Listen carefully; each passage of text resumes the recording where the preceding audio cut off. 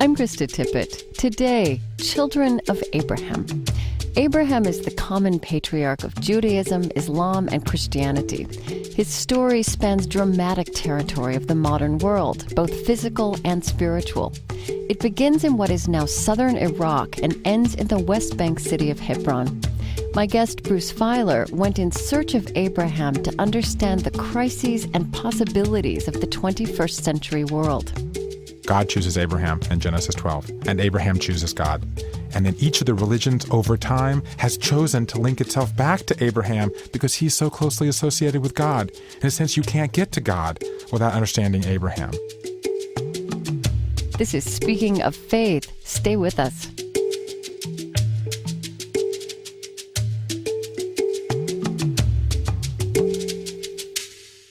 This free podcast of Speaking of Faith is provided by American Public Media. Please support this valuable public radio service and contribute today. Go to the station listings page at speakingoffaith.org to learn more about becoming a member of your local public radio station. I'm Krista Tippett. Bruce Feiler was a secular journalist who rediscovered the stories of the Bible almost by accident. This mirrors a journey he believes Western culture has been on as a whole in recent years. But conflict between Muslims, Christians, and Jews, he says, is a family feud. This hour, we explore the legacy of Abraham, the common ancestor of them all. This story, Feiler says, illuminates God and politics, sacred geography, and modern spirituality. From American Public Media, this is Speaking of Faith, public radio's conversation about religion, meaning, ethics, and ideas. Today, children of Abraham. In what would have been somewhere between 2100 and 1500 BCE, the Hebrew Bible reports that Abram was born in Ur of the Chaldeans, southeast of present-day Baghdad. He settled in a desert outpost in modern-day Turkey, and there, when Abram was 75 years old, God spoke to him and he responded. He turned his back on the idol worship of his ancestors. He became the original, iconic monotheist. He worshipped one God. The Lord said to Abram, "Go forth from your native land and from your father's house to the land that I will show you. I will make of you a great nation, and I will bless you. I will make your name great, and you shall be a blessing. I will bless those who bless you, and curse him that curses you. And all the families of the earth shall bless themselves by you." Genesis 12.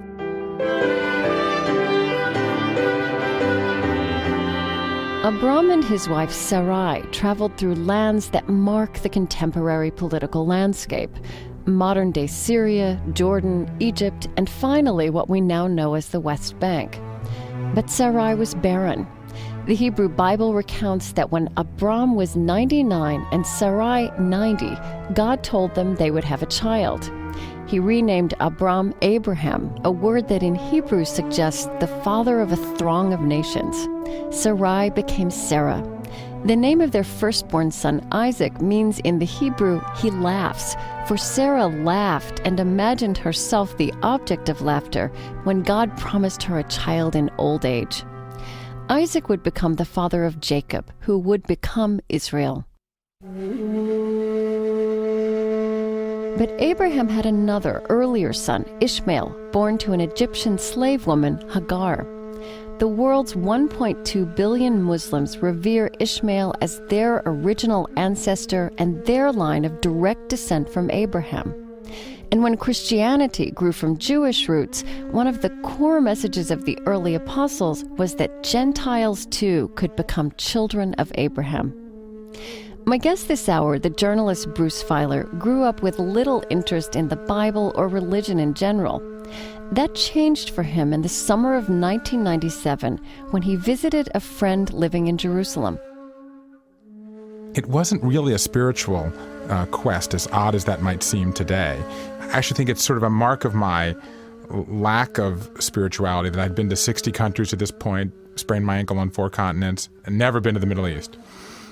And I went to visit my friend, and on the first day we went to this promenade overlooking the city, and my friend said, over there is Har Homa, the controversial neighborhood, and over there is the rock where Abraham sacrificed Isaac. These are real places you can touch and visit and feel.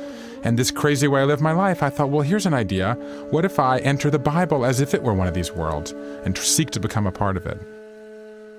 So Bruce Feiler wrote a book called Walking the Bible, which became a New York Times bestseller.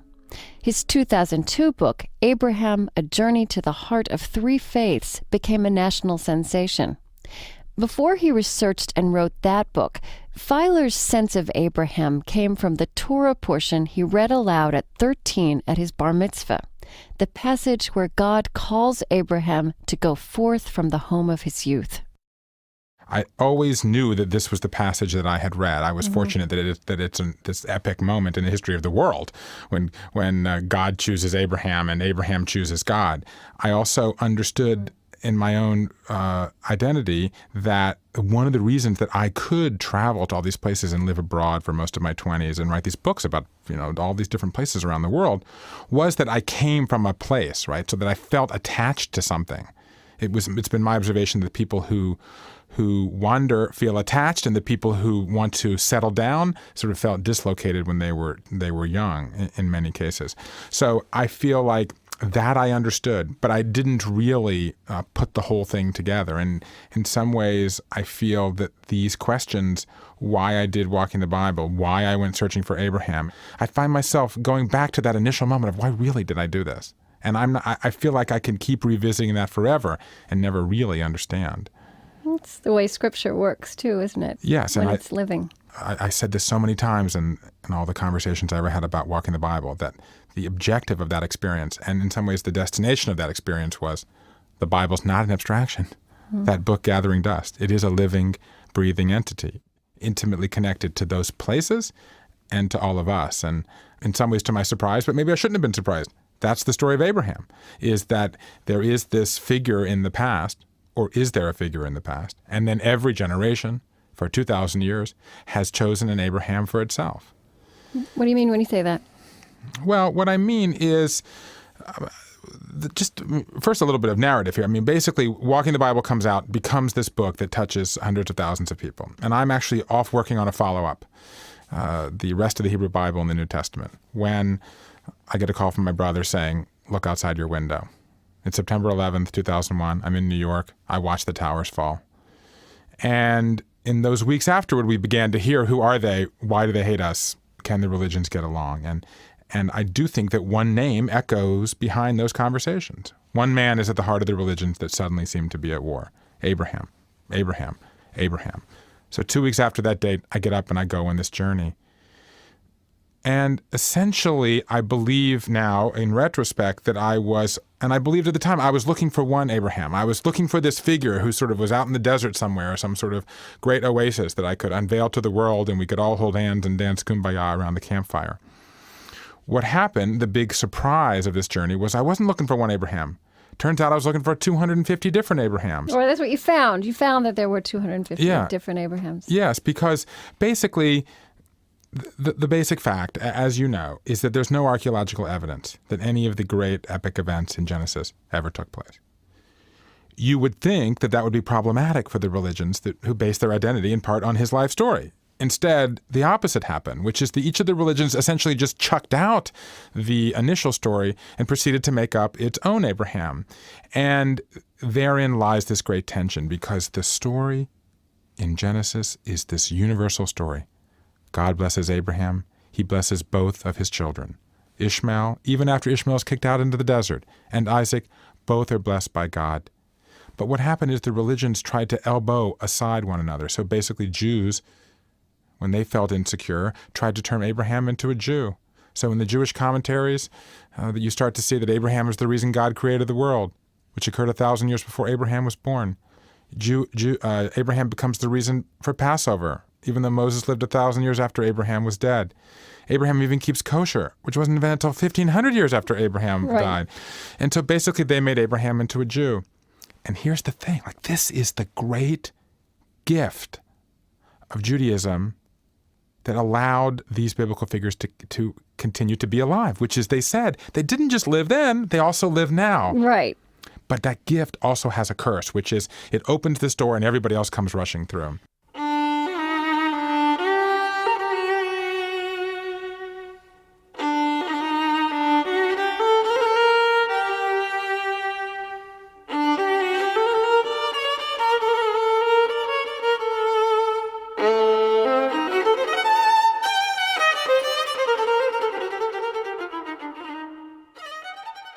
So there's something here about a religious sense of time. I mean, which Judaism perhaps preserves better than anyone. That the Exodus story didn't just happen to your ancestors; it happened to your ancestors, and it happened to you, right? Yes, and in fact, it's with the Exodus the first time that the Bible actually addresses the reader directly and says, "You will relive this every year. Mm-hmm. You will relive it. I mean, not just read it, but actually enter it yourself." And so, what you're saying is that also happens with Abraham. Is it your experience that happens with Abraham and other traditions as well? Absolutely happens in other traditions. Early Christians like Paul also were interested in Abraham as a universal figure. His blessing could be open not just to Jews, Paul says, but also to Gentiles. And that's a universal thing. But what happens is, over time, as Christianity grows more powerful and Judaism begins to diminish after the destruction of the Second Temple, the early Christians begin to use Abraham not as a figure to include Gentiles, but to exclude Jews. So they say God didn't call Abraham to go forth. Jesus called Abraham to go forth. God didn't promise the land to descendants of Abraham, but to followers of Jesus. So, in other words, in the way that Jews turned Abraham into a Jew when he wasn't a Jew, Christians turned him into a Christian when he wasn't a Christian either. And you can see where this story is going. Islam does the exact same thing. In the early years of Islam, Muhammad says Abraham is a figure open not just to Jews and Christians, but to Muslims. But over time, when Islam grows more powerful, they begin to say, you know what? Abraham preferred Ishmael to Isaac. He actually sacrifices Ishmael in many Muslim beliefs today, and not Isaac. And he doesn't do it in Jerusalem, as Jews and Christians believe, but in Mecca. And they even basically say he calls for the pilgrimage and builds the Kaaba, the big black house in the middle of Mecca.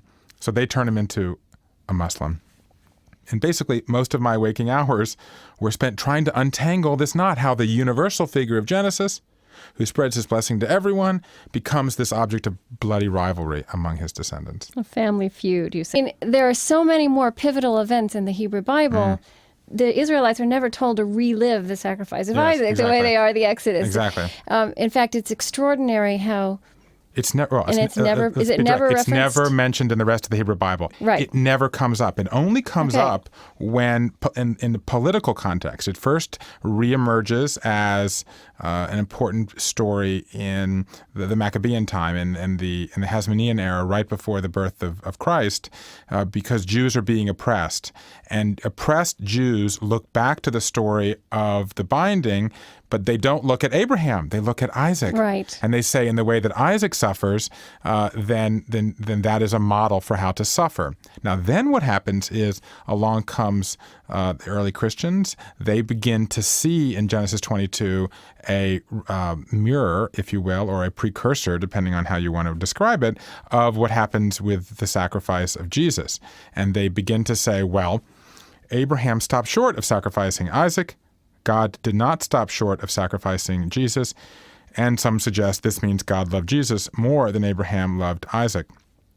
And what Jews do, and this is what's so fascinating, is then they say, well, we're not going to let you have this story. We're going to reinterpret it. And so then there's this really powerful midrash that is developed after Christ, which becomes really popular in the Middle Ages, that says Isaac actually did die, that Abraham killed Isaac, that he went away for 3 days, and then came back. And he went to heaven, or he was ministered to by God and the angels. And they find the hook in the text is that the angel tells Abraham not to slay the son twice. And so they say the first time he did it, he then comes back, and then the second time they repeat it. This becomes so popular that Jews in the Middle Ages actually put ashes on their forehead to commemorate the slaying of Isaac. And if that sounds familiar, It's because it is familiar, because they were taking it from Christianity. And this is what you see with Abraham and why the story is so naughty, because these Dylan and Louis Armstrong on Abraham, and all the music in this program. Sign up for our weekly email newsletter with my journal and subscribe to our free podcast so you'll never miss another program. Discover more at speakingoffaith.org. I'm Krista Tippett. Stay with us. Speaking of Faith comes to you from American Public Media. Let me think for a minute, son.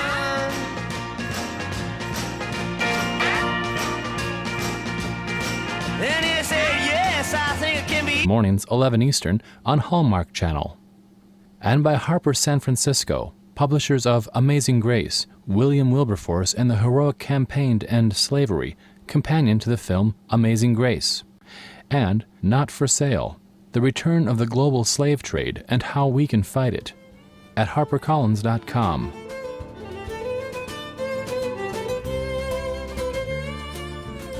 Join the conversation about Speaking of Faith programs.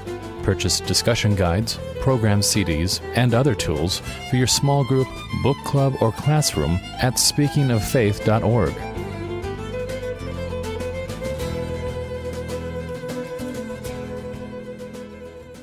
Welcome back to Speaking of Faith, Public Radio's conversation about religion, meaning, ethics, and ideas. I'm Krista Tippett. Today, Children of Abraham. Across the ages, the story of Abraham has been told and retold by the three religions of the book: Judaism, Christianity, and Islam.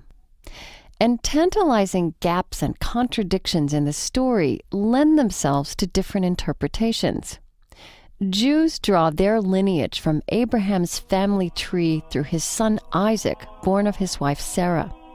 But Muslims draw theirs through Ishmael, Abraham's son, born of his Egyptian servant Hagar. The Hebrew Bible does not hide the fact that Ishmael was truly Abraham's firstborn son, though it later also refers to Isaac as his firstborn.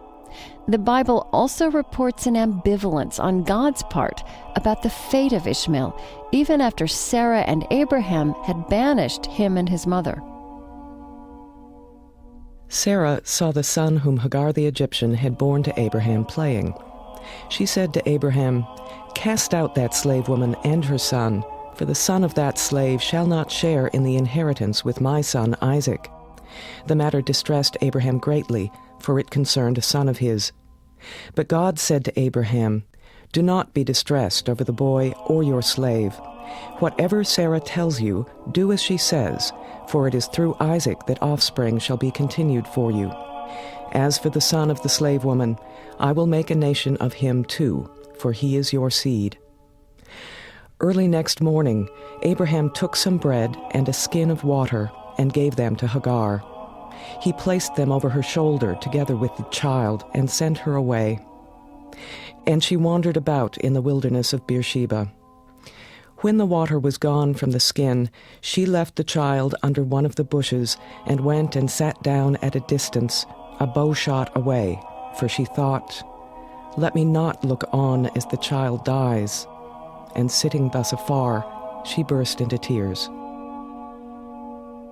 Genesis 21, 9 through 16.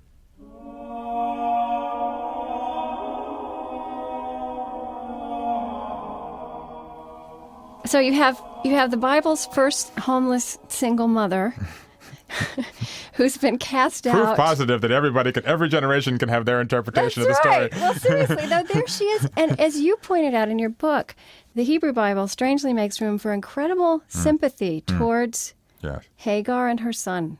I do think that is the headline. The Bible does not treat losers or apostates or whatever you want to call them well. Abel is murdered. Lot's wife turns into a pillar of salt. What happens here with Ishmael is that he's kicked out into the desert. Remember, Abraham comes down, Sarah gives him Hagar, Ishmael is born, but as soon as Ishmael is born, Sarah gets pregnant, and Isaac is born. So and we Sarah have wants them two sons. away. And Sarah says to Abraham, kick Ishmael out into the desert. And he clearly doesn't want to. Ishmael is his first son. He's been looking for a son for 90 years at that point. And what happens is God says it's okay. that he too will become a great nation.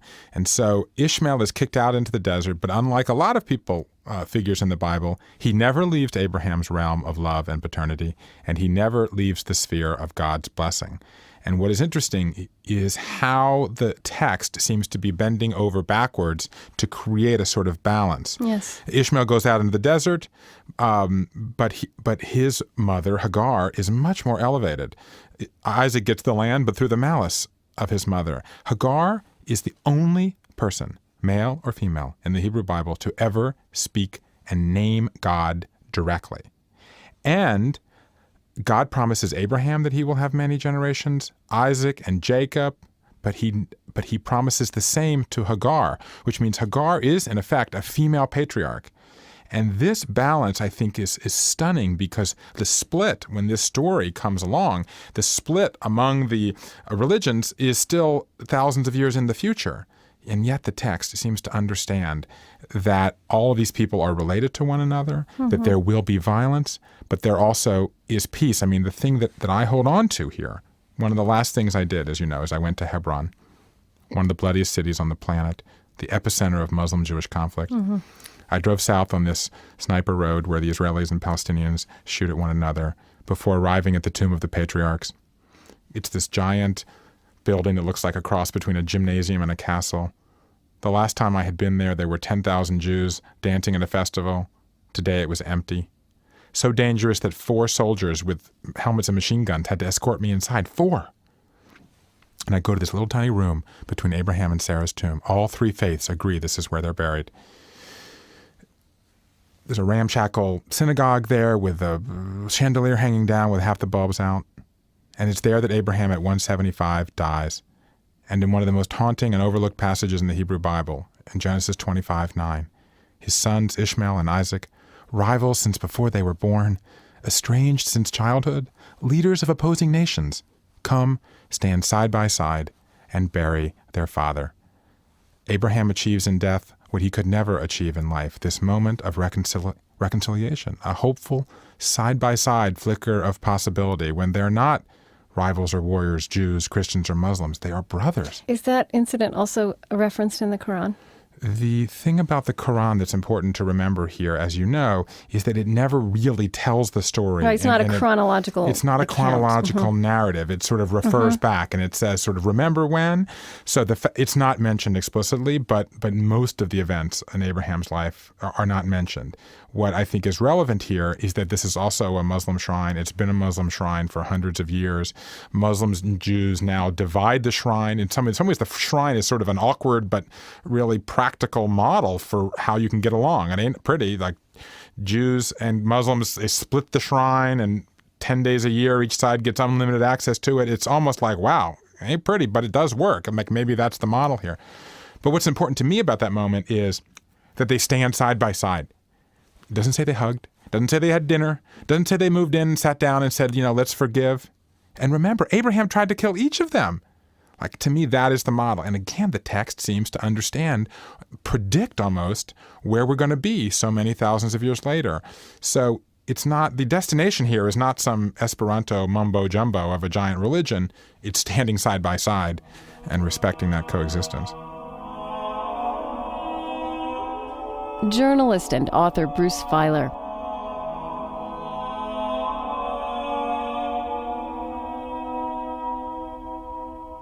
In his book, Abraham, A Journey to the Heart of Three Faiths, Feiler says he came to understand the Middle East as the cradle of God. I asked how this has changed the way he understands what happens in that part of the world.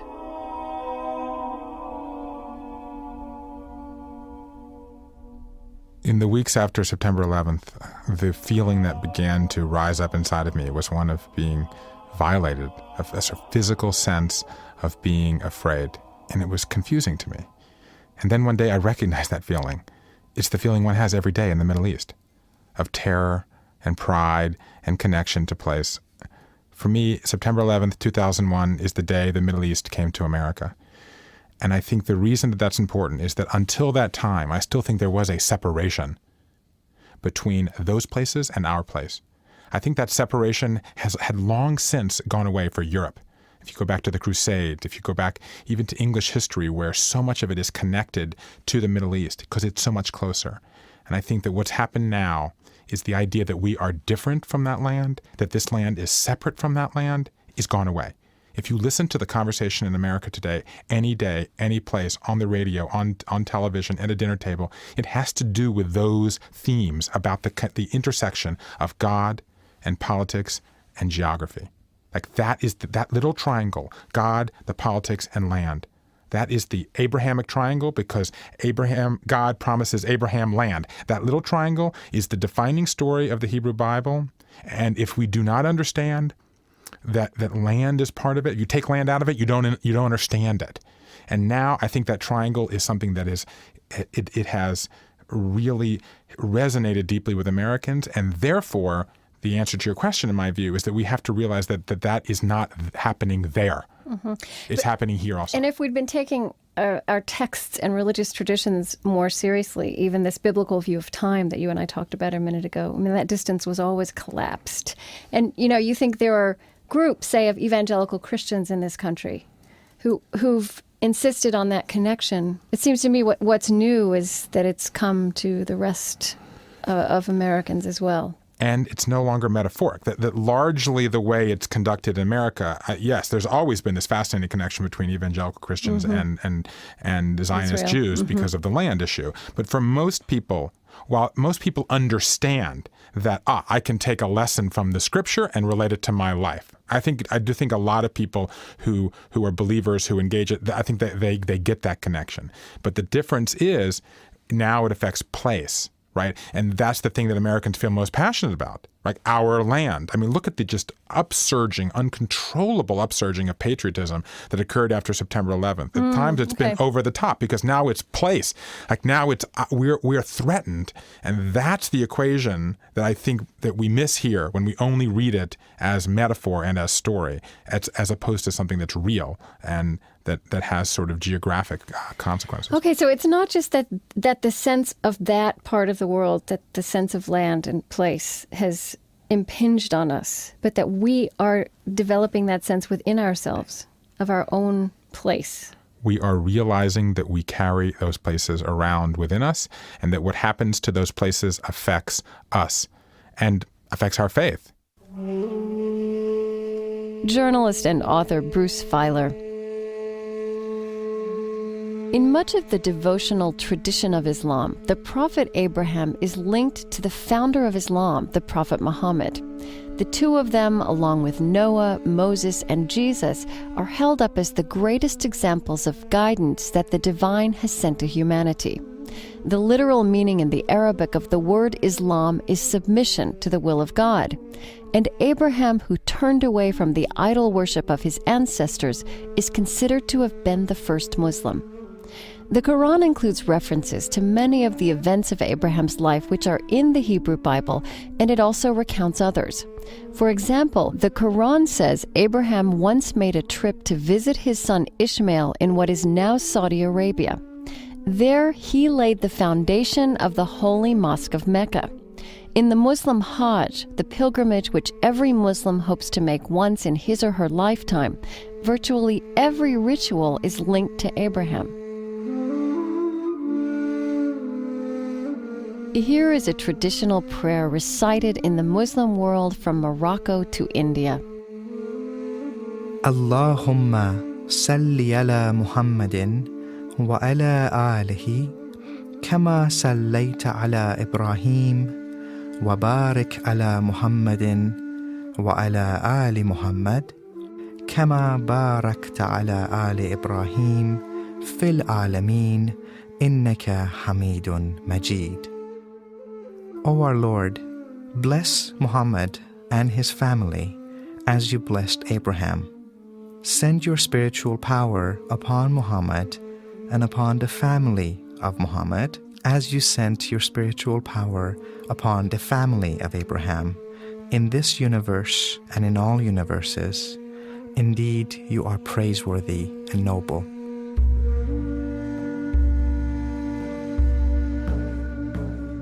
I'm Krista Tippett, and this is Speaking of Faith from American Public Media. Today, Children of Abraham.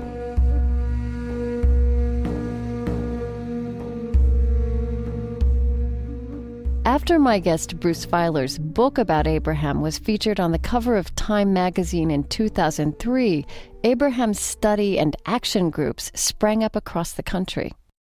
I mean, look, we are at this moment. We can continue to go where we're going, which is all-out warfare among the religions, or we can find an alternative way. And I think that the September 11th is going to be seen as a defining moment in the interfaith movement because, among other things, it's flushed out the people who actually believe in a lot of its values, but who didn't realize that they needed to speak up. Mm-hmm. And that they needed to reach out. And this is what I've been. Who are you thinking of when you say that? What I'm thinking of is every city in America has an interfaith movement that's popped up. In Portland, Oregon, they got 800 people participating in an Abraham initiative. In Portland, Maine, they had 3 representatives of the 3 faiths, children of Abraham, under this umbrella of Abraham, to go meet the governor to sign a peace agreement, okay? In Minneapolis, Minnesota, in Atlanta, Georgia, in Muncie, Indiana, every one of these places, in Charlottesville, Virginia, they all have these interfaith things that are coming up, and they're all using the rubric of Abraham to have this conversation. So it's like, oh, I guess we do have to speak out, if not the fanatics and the extremists will carry the day. Someone I had a wonderful conversation with about fundamentalism is Yossi Klein Halevi, who I see mentioned in your book also. And so one thing that he said that changed the way I have watched all of this unfold is that whereas even in the peace processes that Americans lead often, and when Americans try to make sense of the news from the Middle East, we tend to try to bracket out the explicitly religious dimension, the theological dimension of what's going on. I mean, whether Abraham matters is not really a question that would seem relevant. But what Yossi Klein Halevi said is that, you bracket that out, you're not going to understand or be able to get close to what's going on there or to any possible future solution. So I think it feels frightening to include this explosive, irrational, subjective, religious dimension of that part of the world. But, what have you learned about how that's possible and what changes when you bring figures like Abraham into the way you think about the news over there? I went to see a woman named Petra Helt, who is a German reverend who had studied the use of Abraham in early Christian texts, and actually Yossi Klein Halevi is the one who introduced me to her. And I went to see her, and she was interesting. When I was sitting with her, she had her hands between her legs as if she was trying to hide something. And it turned out, I learned later, she had been in one of the suicide bombings and had been injured, and her hands were covered in these grafts, and she was still self-conscious. And we were talking about the fact that each of the religions, the interpretations over time, have tended to make Abraham into this sort of radical, exclusive figure for each of the religions, and not the universal figure. I jumped out. I was in this library, and there was a whole bunch of chairs. And I'm like, well, you're there, and you're Abraham, and I'm here, and there's 2 centuries worth of bookshelves between you and me. What am I going to do? And she said, well, just push them over. I'm like, what do you mean? She's like, well, just push them over. Her point to me was, you're never going to be able to eliminate this dimension that you're talking about, that each of the traditions has a series of customs and a series of legends and a series of beliefs that have been built up and ossified over time. Realizing that you can have an interpretive tradition for Abraham, he can have an interpretive tradition for Abraham, and I can have an interpretive tradition for Abraham. But the thing is, as Walter Brueggemann, the great theologian, said to me, you just cannot believe that your interpretive tradition is the only one. You're allowed to believe what you believe, and I'm allowed to believe what I want to believe, but I can't believe that mine is the only way. So I don't think the route is to go around the religions. I think that the interfaith movement has done that for a lot of times, and maybe that's the American instinct. It's just try to avoid what we do. Sort of simplifies it and puts it on a more superficial level, yes. Right? Whereas the harder thing, and what the smartest people I've talked to about this suggest to me, is that you have to accept that yours is an interpretive tradition, still believe it, but just don't believe that yours is hegemonic and therefore must be right. And I'm not saying that's easy, because I know that that's difficult. Well, the way that makes sense to me is to say, this is what I believe to be true, and this is the tradition that is mine. But in each of our traditions, there's also an acknowledgement of the essential mystery and the fact that what we're trying to put words around is much bigger than we'll ever be able to grasp in this lifetime. I believe that the stories contain an enormous amount of truth that is still relevant to my life and to most people's lives that I know. That really matters to me. And what I find myself doing is trying to go around the religions or go behind the religions back to the initial story.